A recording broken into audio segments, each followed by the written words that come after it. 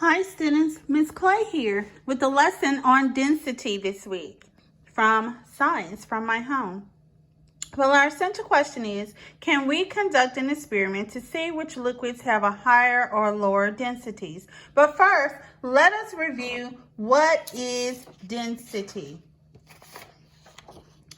Density is defined as the mass of an object divided by its volume. So the mass is how much matter there is, and the volume is the amount of space that it occupies. So we have to calculate the density. If we know the mass of an object and its volume, then we can simply divide. Mass divided by volume will give us the density of an object. But there's another way that we can tell the density of an object. Now we're going to use as our control today water, because water is a universal solvent, and we know that it automatically has a density of 1 gram per cubic centimeter.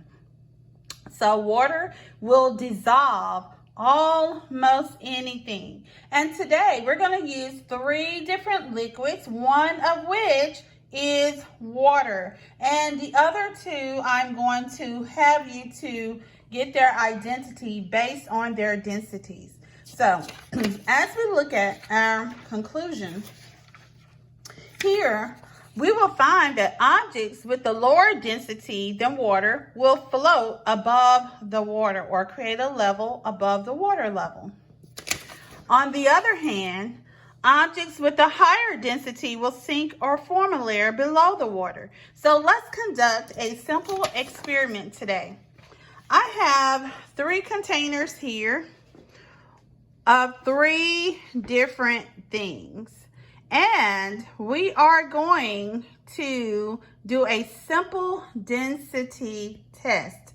And at the end of this experiment, you will be able to tell me which of these objects are going to have a higher density, a lower density, or an equal density than water. So let's remember that our density of water is 1 gram per cubic centimeter. And that's very important for us to know in this experiment. Now, what is a control? Well, when we do an experiment with a control is used to compare something that receives the independent variable. So the independent variable in this case is going to be adding or changing what the liquid is. So one of the liquids is going to be water. The other 2 liquids are going to be unknown, and they will be revealed at the end of the activity. So as you look here, I also have some food coloring, and I'm going to try to prop this up and do this, which I should have already taken these off. However, I'm going to put equally 1 drop of food coloring of each color, and well, 2 drops. Let's do 3, 4 drops, and we'll do that evenly. 3 drops of the green into A.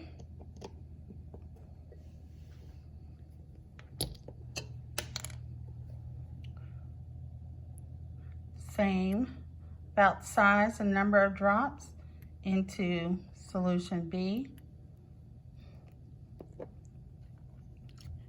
of the red, and same number of drops of the blue into C. So each of these are different liquids, and we're going to compare their densities. I'm going to move the food coloring over to the side here. And I'm going to use a straw to stir each to make sure that all of the molecules are evenly dispersed. And if you can look into this one, which the solution I put the green in is basically yellow. It's not really dissolving in this solution as much with that food color. That's interesting, but you can see the difference here. So as you can look here, This is how that looks. It has basically yellow and green particles in it. A different straw to stir the red, which has basically dissolved completely without even being agitated at all. And a different one to dissolve the blue, and the blue is doing a good job at dissolving as well. Pretty good. Awesome, awesome, awesome. Okay, so our test is, this is our next step. We are going to combine each of these liquids into the same container, and hopefully we will see 3 distinctively different layers. So before I do this part of the experiment, which of the 3 liquids do you believe or predict will be the water? Okay, so hold on to that. So if you have said water is going to be one of 3, and we will reveal that after we have combined. However, I want you to take a good look. This is A, B, and C. So we can also be able to determine which of these 3 liquids is going to be our control for the water as well. So we want to make sure we do this and do a good job with this. Okay. All right. So here we go. We're going to take the glass here. And now we're just going to start with A. We're going to pour A directly into the glass, not touching the sides. We're going straight down the middle. A has been poured. Now, let's see what happens. You see A? Good picture, right? B. Let's pour B.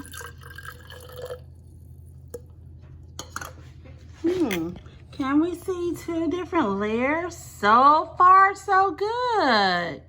Okay, let's look. Can we see that up closely?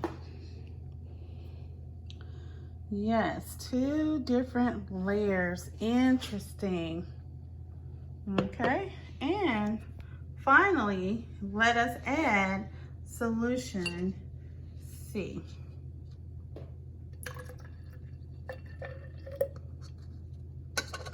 So we're going to do something interesting here. This is our end result. Interesting. I'm going to mix these up